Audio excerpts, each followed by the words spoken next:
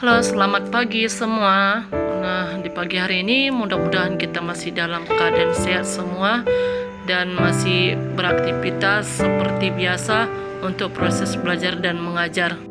Nah, Ibu sekarang membawakan praktikum akuntansi lembaga instansi pemerintah. Nah, di sini Ibu membawa di kelas 11 akuntansi 1 dan 11 akuntansi 2. Nah, di sini Ibu membawakan dengan KD elemen basis akuntansi dan pelaksanaan akuntansi. Nah, ini Ibu masih membawakan KD yang kemarin. Nah, kamu perhatikan ya anak-anak. Berdasarkan hal itu, elemen dasar akuntansi yang digunakan oleh pemerintah desa antara lain sebagai berikut. Yang pertama itu basis akuntansi yang digunakan adalah basis kas. Nah, di sini dalam akuntansi basis kas ini, transaksi identitas desa diakui dan dicatat pada saat kas diterima atau dibayarkan. Nah, di sini walaupun menggunakan akuntansi berbasis kas, identitas desa harus menyajikan informasi terkait dengan aset non-kas dan wajib di desa di setiap akhir tahun periode yang berjalan. Nah, yang kedua, sistem pembukuan desa dengan menggunakan sistem single entry atau pencatatan tunggal. Adapun sarana pencatatan utama adalah buku kas umum yang berfungsi untuk melakukan pencatatan semua jenis transaksi, penerimaan dan pengeluaran kas. Nah, ini untuk memilih rincian transaksi penerimaan dan pengeluaran berdasarkan jenis kegiatan, dibuat buku kas pembantu kegiatan.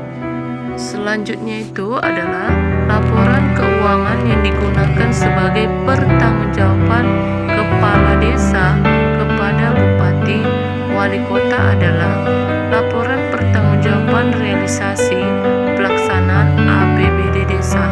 Laporan tersebut berisi informasi pendapatan belanja dan pembiayaan desa. Sekarang kita masuk dengan akun-akun pokok dalam akuntansi desa. Yang pertama itu adalah pendapatan desa. Nah, sini penerima uang melalui rekening desa yang merupakan hak desa dalam satu tahun anggaran yang tidak perlu dibayar kembali oleh desa. Nah, dalam akuntansi desa, pendapatan desa baru akan diakui pada saat kas diterima dan didukung dengan bukti transaksi yang lengkap dan diakui keabsahannya.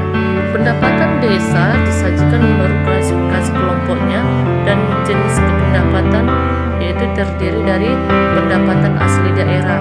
Pendapatan asli daerah dapat berupa hasil usaha, aset, swadaya, partisipasi, dan gotong royong, dan sebagainya. Selanjutnya transfer yang terdiri dari dana desa.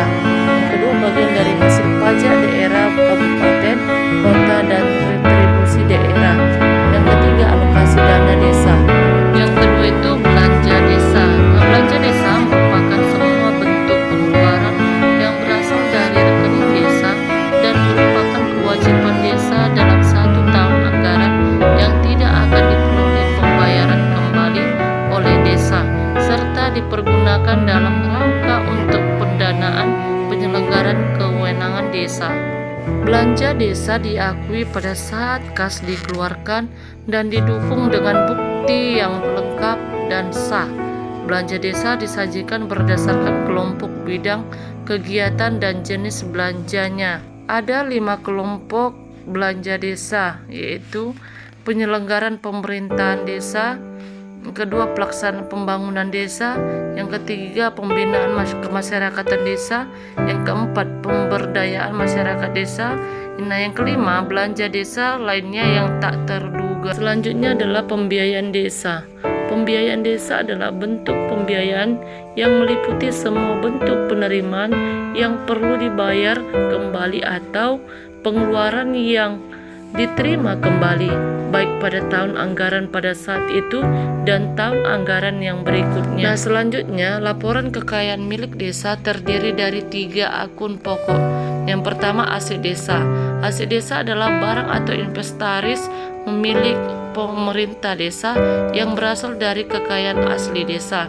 dibeli atau diperoleh atas beban APBD atau perolehan hak lain yang sah. Selanjutnya kewajiban. Kewajiban adalah utang yang timbul karena adanya pinjaman oleh pemerintah desa. Selanjutnya kekayaan bersih. Kekayaan bersih ini merupakan selisih antara aset dan kewajiban pemerintah desa dalam 1 tahun anggaran.